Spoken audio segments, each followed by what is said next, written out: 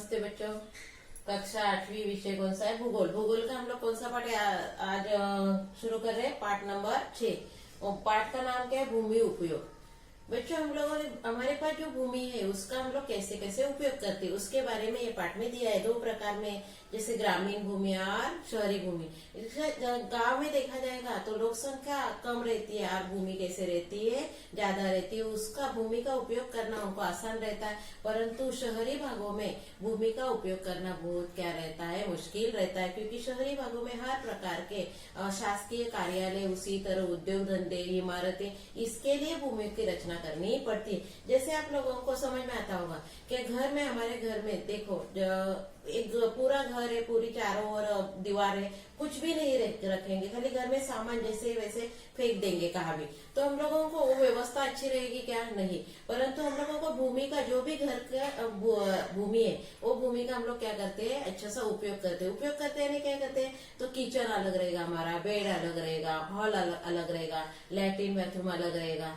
क्योंकि ये क्यों रहता है? हमारी व्यवस्था ठीक होने के लिए। किचन का सामान हम कभी बाई चांस हम लोग हवा करेंगे तो हम लोग को क्या होता है? मिलने में मुश्किल हो जाता है। इसका मतलब घर की व्यवस्था बिगड़ जाती है। तो घर की व्यवस्था ठीक ठाक होने के लिए और हम लोगों को ऐसे वैज्ञानिक युग में हम लोग भागदौड़ में हर एक चीज वो जगह पर वो रहने के लिए भूमि का रचना करनी पड़ती है। और यही भूमि का उपयोग यानी भूमि का रचना कैसे की जाती है उसके बारे में ये पाठ में क्या किया है? समझा है। तो हम लोग आगे भूमि का उपयोग और भूमि के कौन कौन से प्रकार है उसके बारे में क्या करेंगे? अध्ययन करेंगे। चलो तो बच्चों, आज हम लोग अगला टॉपिक भूमि उपयोग का अगला पाठ 6वां भूमि उपयोग का अगले टॉपिक के बारे में अध्ययन करेंगे। देखो बच्चों, हम लोगों ने 6.1 की कृति देखी। उसमें भूमि उपयोग जापान में 2011 में और भारत में 2011 में भूमि का उपयोग कैसे किया। इससे हमारे ध्यान में आया होगा कि देखो, विविध देशों में भूमि का उपयोग क्या किया जाता है, विविधता दिखाई देती है। देखो, जापान में भूमि का उपयोग अलग तरह से किया है तो भारत में अलग तरह से किया है। भूमि की जितनी उपलब्धता रहती है उसका हम लोग अब क्या करेंगे? अगले टॉपिक भौगोलिक कारण देख रहे हैं। भूमि की उपलब्धता देश की जनसंख्या, उसकी गुणवत्ता एवं क्या रहता है, एवं उसकी आवश्यकता के अनुसार क्या की जाती है? भूमि का उपयोग किया जाता है। जैसे भूमि का, जितनी भूमि उपलब्ध है उसमें लोक संख्या कितनी है, उसमें गुणवत्ता क्या है भूमि में, और उसकी आवश्यकता क्या है, उसके ऊपर उसका क्या किया जाता है? प्रकार किए जाते हैं और उसी तरह अंतर दिखाई देता है। जैसे जापान में हम लोगों ने देखा वनाच्छादित भूमि का प्रमाण क्या है? अधिक है। उसके हिसाब से भारत में वनाच्छादित भूमि का प्रमाण कैसे है? कम है।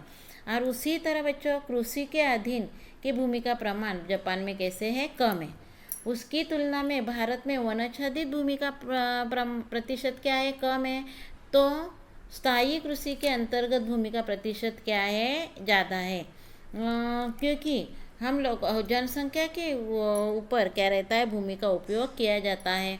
तो कृषि के लिए भूमि का उपयोग ज़्यादा क्यों किया गया है? क्योंकि लोक संख्या के हिसाब से वहाँ क्या होना चाहिए? खाद्यान्न का उपयोग होना चाहिए, निर्मित होनी चाहिए। इसीलिए वहाँ पर क्या किया जाता है? स्थायी कृषि के अंतर्गत भूमि का क्या है? प्रतिशत ज़्यादा है।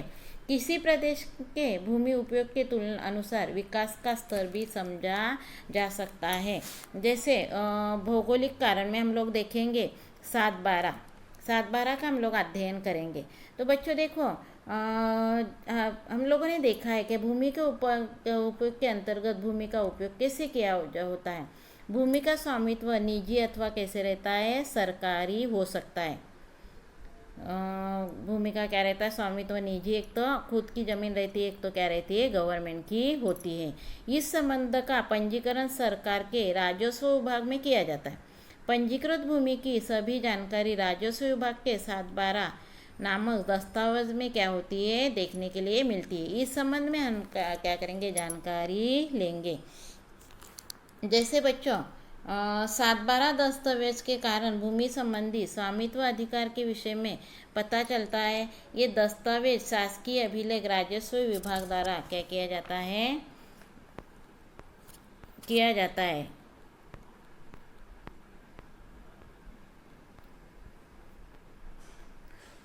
जैसे स्वामित्व अधिकारी से संबंधित कानून में क्रमांक 7 और क्रमांक कौन सा रहता है 12 विशेष क्या किया जाता है अनुच्छेदित किए जाते हैं। एक प्रकार से 7/12 को हम भूमि का दर्पण भी कह सकते हैं। 7/12 को क्या बोला जाता है भूमि का दर्पण कहते हैं, क्योंकि प्रत्यक्ष उस भूमि पर न जाकर भी हमें क्या मिलता है उस भूमि के संबंधित पूरी जानकारी हम लोगों को घर में बैठे बैठे मिल जाती है। राजस्व विभाग के एक रजिस्टर में भूमि धारकों के स्वामित्व संबंधी अधिकार, ऋण का बोझा, कृषि भूमि का हस्तांतरण, फसल क्षेत्र आदि जानकारी का समावेश उसमें होता है। इनमें गांव का नमूना नंबर क्या रहता है 7 एवं गांव का नमूना नंबर 12 मिलकर क्या रहता है, इसको ही क्या बोला गया है 7/12, यानी जमीन का भूमि का क्या रहता है दस्तावेज तैयार किया जाता है, इसलिए उसे 7/12 के नाम से क्या किया है जाना गया है।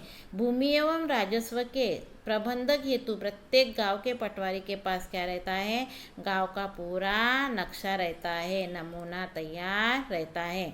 7/12 को कैसे पढ़ा जाता है बच्चों, तो देखो भोगवट धारा 1 यानी इसका अर्थ है ये जमीन परंपरागत रूप से परिवार के स्वामित्व की होती है, यानी क्या पीढ़ी पीढ़ा क्या मिलती है जमीन दादाजी के पास से लड़के के पास ऐसे आती है, उसको ही क्या बोला गया भोगवटदार 1।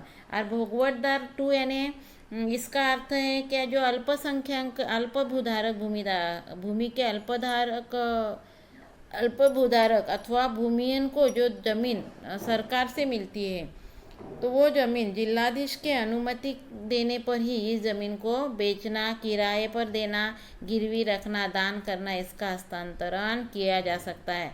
और भोगवट धारा 1 की जो भूमि रहती है वो स्वामित्व यानी मालकी हक की भूमि रहती है, वो कभी भी वो व्यक्ति वो भूमि को किसी को दे सकते हैं, किसी को बेच भी सकते हैं। उसी तरह बच्चों संपत्ति पत्र प्रॉपर्टी कार्ड यानी ये संपत्ति अकृषि भूमि वर्ग में है जो पंजीकरण संपत्ति पत्र में भी किया जाता है। स्वामित्व संबंधी अधिकार एवं क्षेत्र दिखाने वाला दस्तावेज नगर भू अभिलेख विभाग द्वारा किया जाता है। इसमें नीचे दी गई भी जानकारी रहती है, जैसे सिटी सर्वे क्रमांक रहता है, अंतिम प्लॉट क्रमांक रहता है, कर का मूल्य रहता है, संपत्ति का क्षेत्र रहता है, बंटवारा का अधिकारी, ये सभी क्या रहता है संपत्ति पत्र प्रॉपर्टी कार्ड में रहता है। इसी तरह बच्चों भूमि का उपयोग कैसे किया गया जाता है इसका हम लोगों ने क्या किया है अध्ययन किया है। ये पाठ ठीक से पढ़कर उसके क्या करेंगे प्रश्न उत्तर लिखेंगे। मैंने यूट्यूब दे ही रही हूँ, उसके ऊपर आप लोग क्या करेंगे प्रश्न उत्तर देखकर लिखेंगे। धन्यवाद बच्चों।